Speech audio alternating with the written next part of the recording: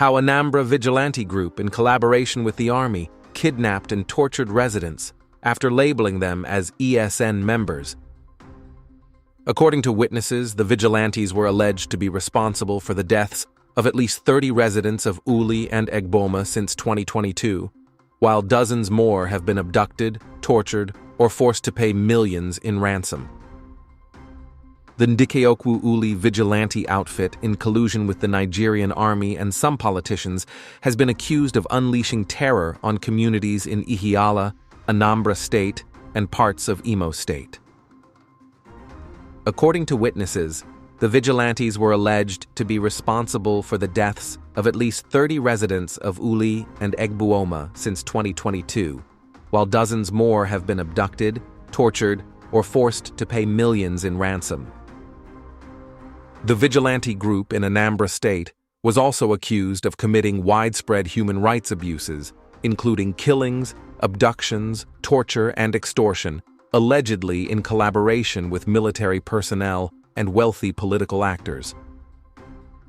The International Society for Civil Liberties and Rule of Law, Intersociety, in a report sent to Sahara reporters on Wednesday, noted that the vigilantes, often without investigation, raided the youths and labeled them as the unknown gunmen to extort money from the families and torture them. The Intersociety, in a petition dated September 30, 2025, and addressed to Prince Ken Emeakai, the Special Advisor on Community Security to the Anambra State Governor, and Ikioye Orutugu, Commissioner of Police, noted that the Ndikeokwu Uli vigilante outfit often falsely labeled their victims as members of the Indigenous People of Biafra, IPOB, Eastern Security Network, ESN, a pretext to justify extrajudicial killings across the southeast. The report noted that its July 25, 2025, petition to the state government prompted the Aguna Kemba security outfit, an Anambra government-controlled force, to launch investigations and raids. The raids led to the rescue of 6 civilians, including 2 from Onitsha Army Barracks and 4 from vigilante camps in Uli. The group said the rescued victims revealed chilling details. Some were held in torture and killing camps before being handed to army camps at Ihiala, Orsu, Ihembosi, and Onitsha. Families, according to Intersociety, were forced to pay millions of naira for releases, allegedly shared between vigilante leaders and military collaborators. According to the group, one survivor, Kosarachi Ohajuba from Egbuoma, recounted being abducted on June 20, 2025, and shuttled across 6 vigilante and military camps, including one in Sokoto. Ohajuba recounted how 14 of 18 detainees with him were executed, while others were freed after ransom payments. Ohajuba's eventual release on September 4th followed media pressure and intervention by Intersociety. The report documented the names of 10 Egbuoma indigenes killed between 2022 and 2025, including Chijoke Magbeobu, March 2023, Sunday Onyebuchi, September 2022, and Uchenna Ahize, December 2023. In one case, Ohajuba's mother was forced to raise 550,000 naira, but was later told to sell family land for an additional N3 million before her son's release. Another victim, Akios Odemgbe, was freed only after his relatives paid 3 million naira. The vigilante group also reportedly looted and destroyed civilian homes. The report noted that at least 10 houses in Egbuoma were razed, while market traders were robbed of fuel, phones, beer, and other goods during a July 2025 daylight attack. According to Intersociety, the vigilantes were bankrolled by unnamed wealthy businessmen who shielded them from justice, even flying culpable members abroad to evade arrest. The group said victims identified collaborators from the 34 Army Brigade in Obinzi, Imo State, and the 302 Army Cantonment in Onitsha.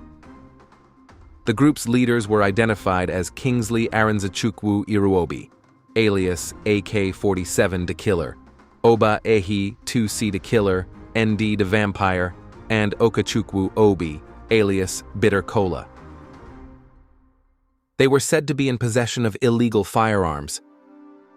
Inter-Society commended the Anambra state-owned security outfit, Ebubeagu, for recent raids, but demanded full dismantling of the group's camps, prosecution of its leaders and collaborators, and compensation for victims' families.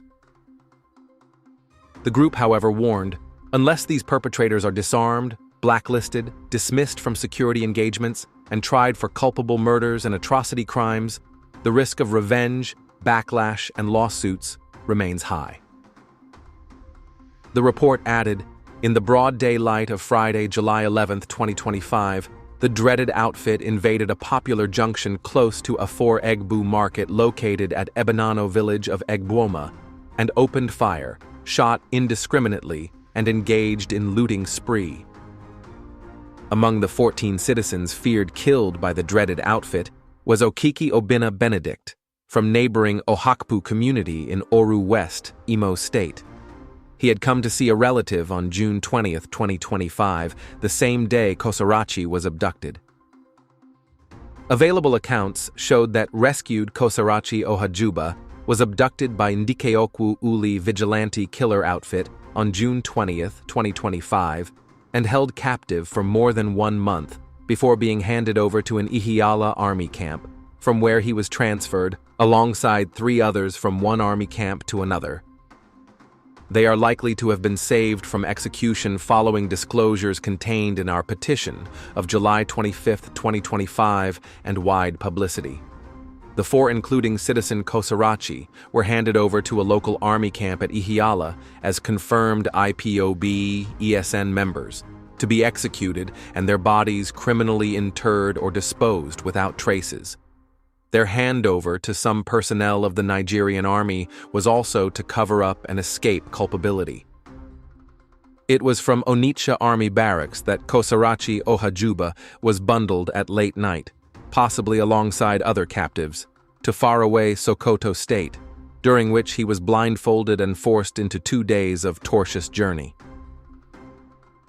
Kosarachi further informed the Inter-Society that it was in Sokoto that a northern Muslim army officer informed him thus, Kai Inyamili na Sokoto Wideu, and that it was from there that he was brought back to Onitsha Army Barracks and placed under one army officer named Haruna and detained at off-barracks cell located at civilian Mammy Cell, where those accused of wandering and late-hour returnees are rounded up, detained, and later freed for a fee after being tortured or brutalized. As a matter of fact, he cheated death and refused to die, having been severely and severally tortured and brutalized at each of the 6 death camps. Kosarachi Ohajuba was finally and miraculously located, having been tracked following a distress call made to his mother after he was returned to Onitsha Army Barracks on August 28, 2025, during which he was detained for extra 7 days, after which his mother put a distress call to us, from where he was finally freed without paying a dime on September 4, 2025.